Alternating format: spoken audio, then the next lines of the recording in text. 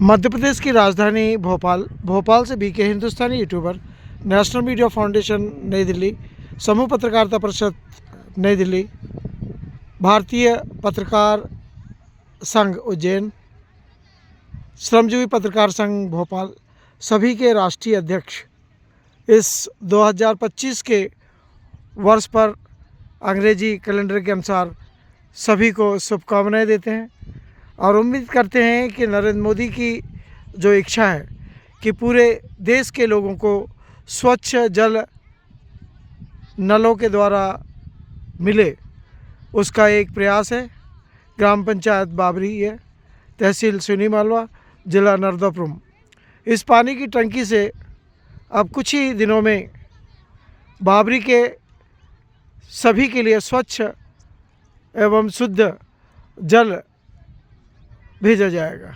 मैं वरिष्ठ पत्रकार बीके हिंदुस्तानी आपको समय समय पर ग्रामीण क्षेत्रों में हो रहे विकास के बारे में जानकारी देता हूँ। सामने में एक रेत का बहुत बड़ा स्टॉक दिख रहा है। वह पावर मेक कंपनी द्वारा देश के निर्माण में जो बिल्डिंगें बन रही हैं उसमें अपना सहयोग प्रदान करते हैं।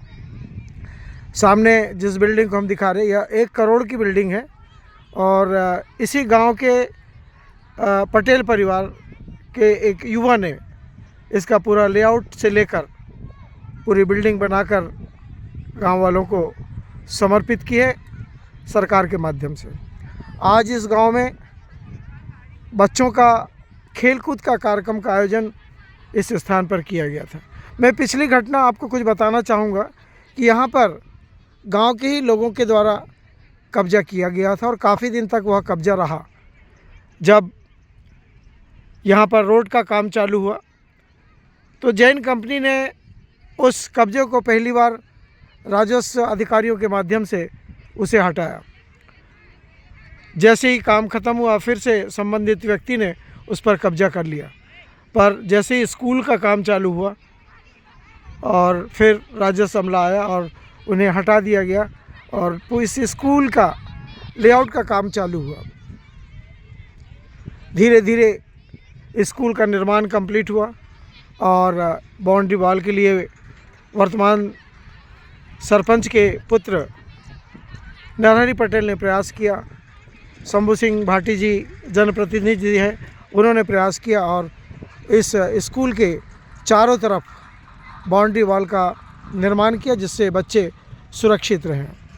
अभी इस पानी टंकी को स्कूल बाउंड्री में लेना है कि गांव की बाउंड्री में लेना है, उसके लिए अभी तय होना बाकी है और इसीलिए इतनी बाउंड्री वॉल को रोक दिया गया है और धीरे धीरे यहाँ पर वृक्षों का रोपण चल रहा है। कुछ वृक्ष बड़े हो चुके हैं और कुछ वृक्षों को इसी वर्ष लगाया गया है। उस समय मैं और मेरी टीम दिल्ली ट्रेनिंग में थी, अन्यथा हम उस समय का आपको पौधा रोपण का कार्यक्रम दिखा पाते।